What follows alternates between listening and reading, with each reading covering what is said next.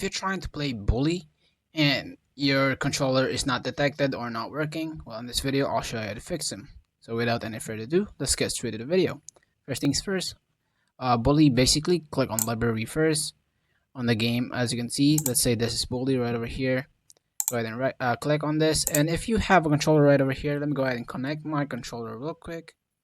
And it should pop up right over here. As you can see, it popped up. Go ahead and click on it. And what I'd recommend is basically enabling Steam input. So to enable that, just go ahead and close this out real quick. Click on Steam right over here on the upper left corner. Click settings. Scroll down on the left panel to controller. Show advanced settings. Alright, over here, click on enabled in games without support. Close that out. And your Steam input should be working. Basically, just make sure it is enabled and make sure to try disabled as well.